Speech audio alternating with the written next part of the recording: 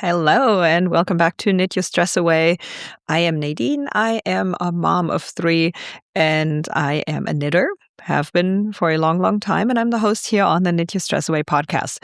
Today, I want to open up with a quick story that it's like the same story repeats itself over and over. But when I go drop off my kids at any after school activities, my kids do school from home. So we are not, I don't go to like the school pickup line to pick them up, but I do take them to after school activities or in between. Like some of them have them in the middle of the day. But I usually take my knitting with me, and it always sparks conversations. And I find that so fun. Like, we could all just be sitting there with our phones, but instead what happens, I pull out my knitting, I pull out crochet, whatever I'm working on currently. And most times, and especially in the beginning, after a while, obviously everybody knows that this is what I do. But especially in the beginning, when I was encountering other moms, they were like, "Oh, wow, what is that? Are you crocheting? Are you knitting?" They didn't necessarily know the difference, but they knew it was either one of them. And I was like, "Yeah, this is what I'm making." And we would just start talking about it. And it was amazing. It was amazing. Number one, because they were starting conversations with me. But number two, the thing that most of them always have said is like either, "Oh, I used to do that," or "I've always wanted to learn that." So our entire episode today is around the topic of bringing your knitting everywhere and why it's amazing. So let's dive in. Welcome to Knit Your Stress Away, the podcast for moms who want to knit instead of scroll. I'm Nadine, and I help overwhelmed moms swap doom scrolling for knitting so you can finally have 20 minutes of peace that don't involve a screen. Whether you're brand new to knitting or getting back into it after years away, this show will teach you how to use knitting as a tool to calm your nervous system, set boundaries with your phone, and reclaim time for yourself without the guilt. No fancy techniques, no complicated patterns, just some practical tips, real talk about stress and motherhood, and simple ways to make knitting a part of your everyday life. So put down the phone, grab your needles, and let's knit the stress away, one stitch at a time. Okay, so you may have caught that already, but I do bring my knitting everywhere, to doctors' offices, to coffee shops, to taking kids to activities, to any kind of place where I may have some waiting time to do sports practices. Yep, and sometimes even a party. Today and on this episode, I'm going to tell you why and why you should seriously consider doing the same thing. And I know I have mentioned this in the past, that this is one of my favorite things to do. So let's talk about it. Let's make a whole episode about it. But let's be honest about something first. Usually, every time that one of us has 5 unscheduled minutes, which granted doesn't happen very often. Let's be real here with that as well. But like, you do have the occasional few minutes in your day that where you were like, "Oh, didn't expect this," right? This is actually kind of cool. Waiting for an appointment, sitting in the carpool line, or waiting for an order somewhere, or waiting, well, this one might not be as convenient for knitting, but still, you'll be waiting at Target, to check out. What do you normally do? What do we normally do? I know I'm not always knitting. Like, I am not free from this. We pick up our phone, right? I did this a lot more in the past, a lot more, and for years and years and years. And it's kind of automatic. Like, we get so sucked into that when our brain hits like a gap in stimulation, it immediately reaches for something to fill it. That's how we are nowadays wired. I don't know if you've been seeing these reels recently on social media, especially on Instagram, about the caption is like, "Hey, mom, what was life like in the 90s?" And there's this like consistent talk among those who were around in the 90s, like myself, about not having a phone and not using social media and not being bombarded with things all the time. And all of us are agreeing right now, we miss it. We miss it. Here's the thing about scrolling on your phone, whatever it is you're doing, if you're checking your emails real quick, if you're going on social media, if you're checking if you got another message or you go into WhatsApp, I've got them all on my phone too. But here's the thing about doing that to fill those stimulation gaps. It doesn't actually give you any rest. As a matter of fact, all it does is fill the stimulation gap, right? Like you're stimulated already all day long, things are being thrown at you. For a minute or two, you don't have that. It's like, okay, your brain is like, we need more, we need more. And it's kind of that addiction to it that we need to break through in order to actually kind of get a handle on, right? The thing is just that you try to go in for a couple of minutes or just to fill that gap real quick, and 10 minutes later, you've seen 15 reels, 12 ads, and then someone's vacation that you feel a little jealous about, right? And those are not things that I want to do if I have this teeny little gap in my day that I did not expect. And we end up more stimulated than when we started, not less, which is what we all should be going for.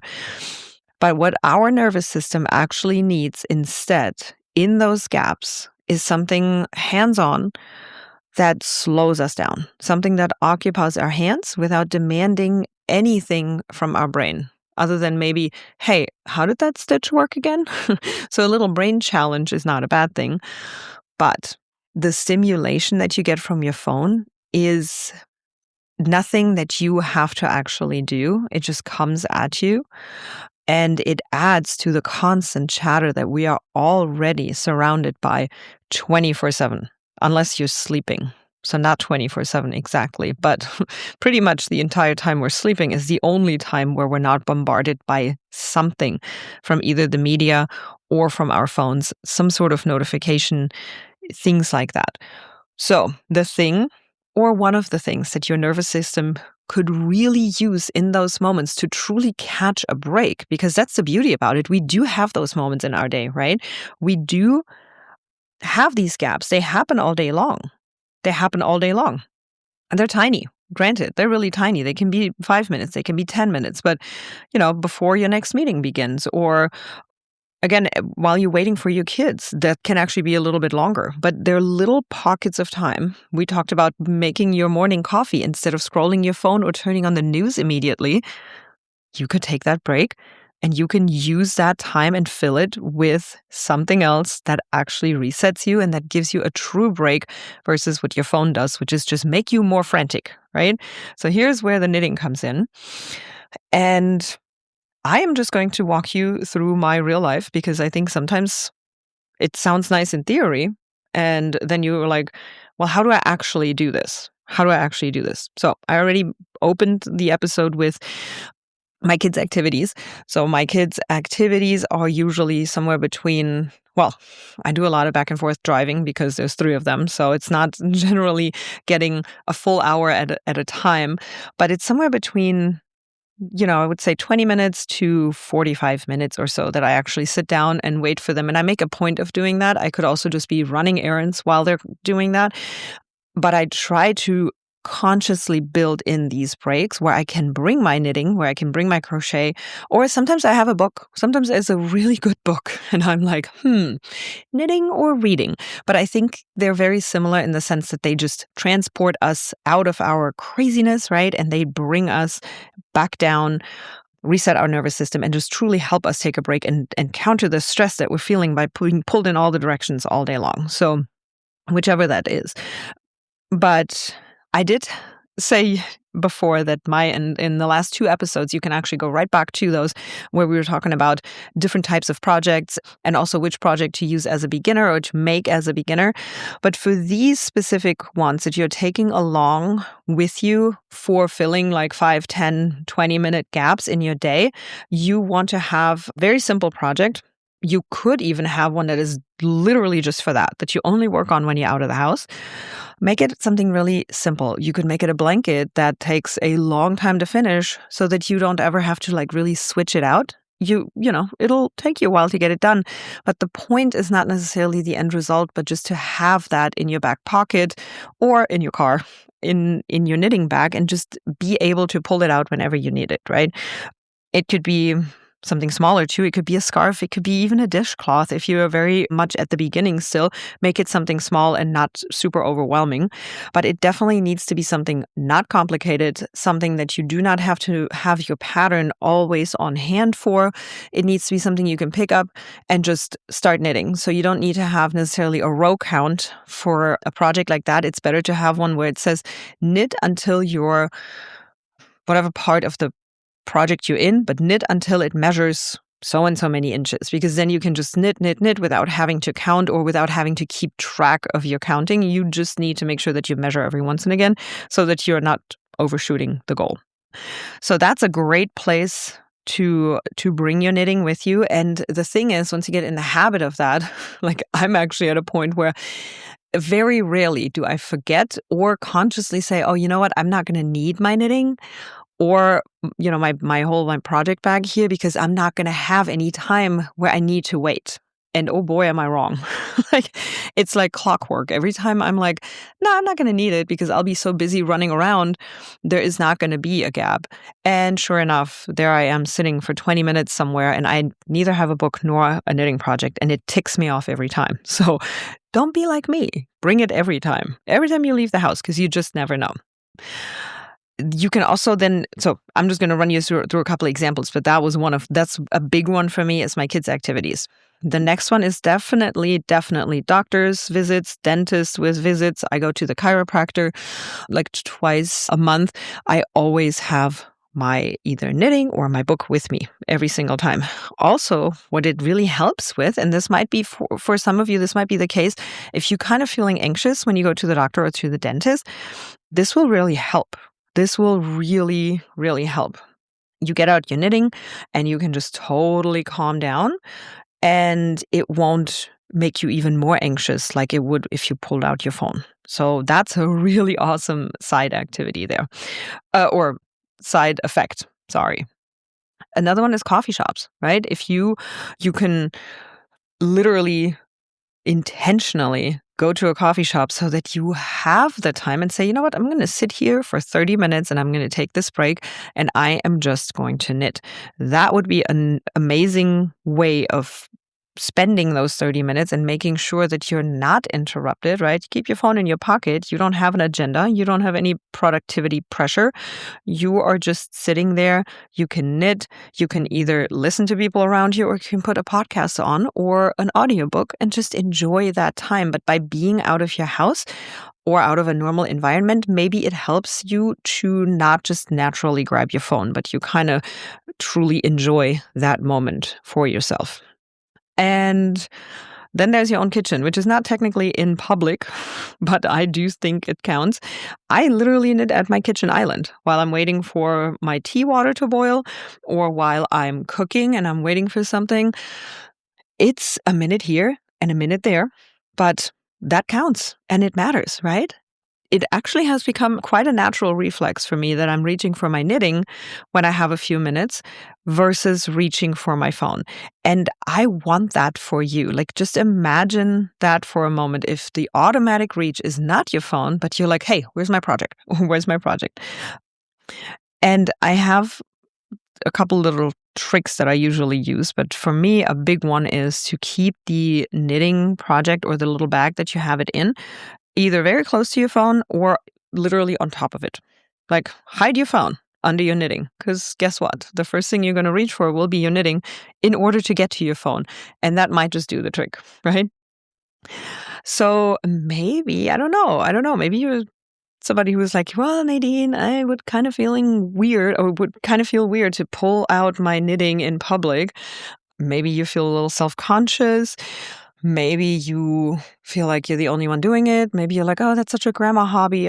People are going to look at me weird. Like, I hear you. And to be very honest with you, in the beginning, which is years ago now, I felt kind of like that too, where I was like, okay, no one else is doing this. This is kind of odd.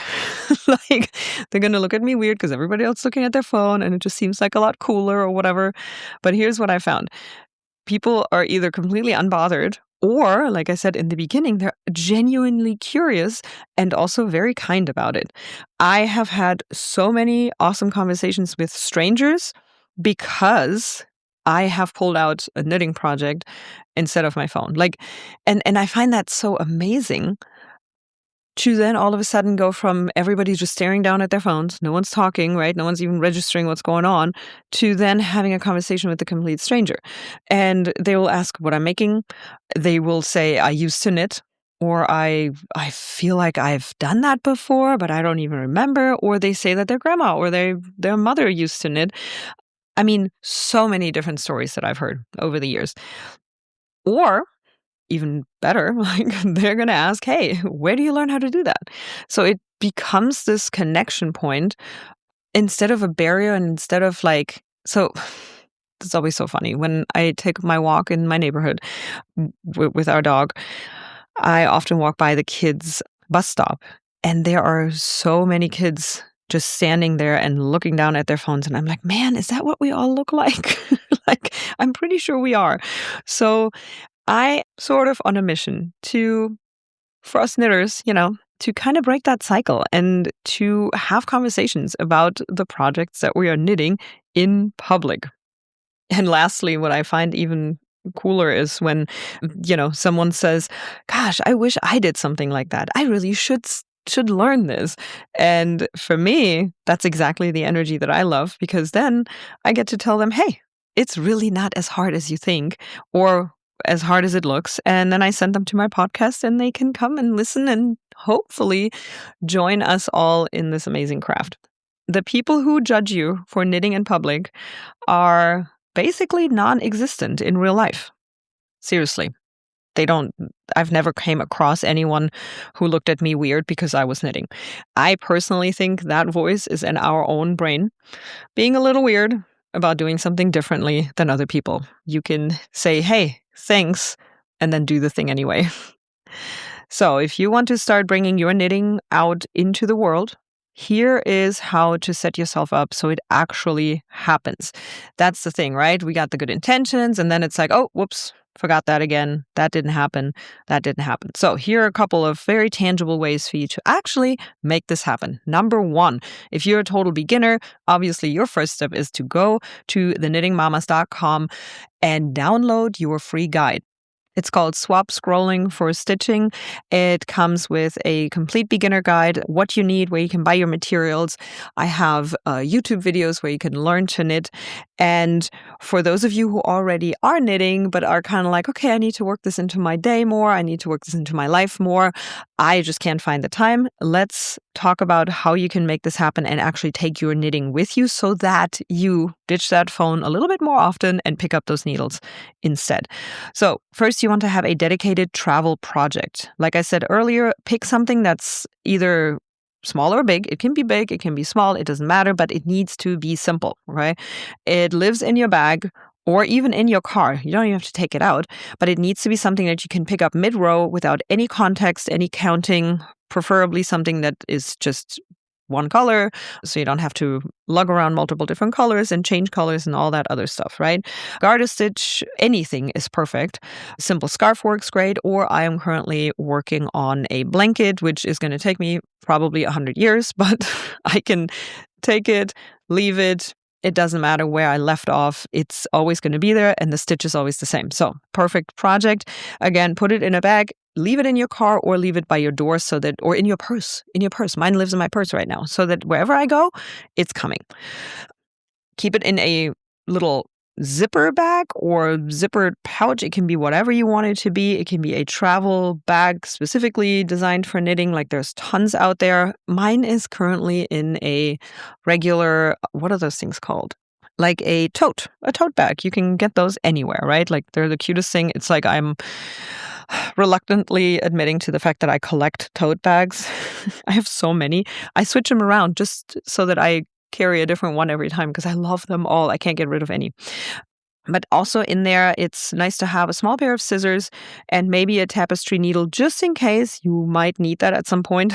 There was a time when I was sitting there at the dance studio and I was like, "Oh crap, I gotta cut this yarn and I really need to. Like I can't continue without cutting this." And luckily, and this is so great because this is actually what happens when you bring your knitting to places like this. I inspired another mom to bring her punch needle kit, and she happened to have scissors, so we shared those while I was in need of them, and that was just the coolest thing. But she was like, "Yeah, I always see your craft here, so I thought I would bring my craft." And she admitted to me too that she had kind of stopped or slowed down on it and hadn't picked it up in a while. And she was like, "Nope, I saw you do this here, and it's the perfect thing to do while we sit here and wait." And so she brought it in, and now she's doing a whole bunch of stuff that she wasn't working on before. So I thought that was so amazing.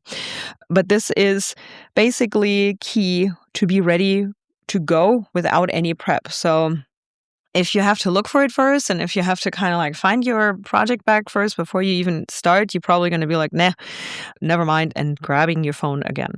So keep it simple on purpose and make sure that that travel project is your most mindless project. Keep the complicated stuff at home for when you actually have the time to look at your pattern.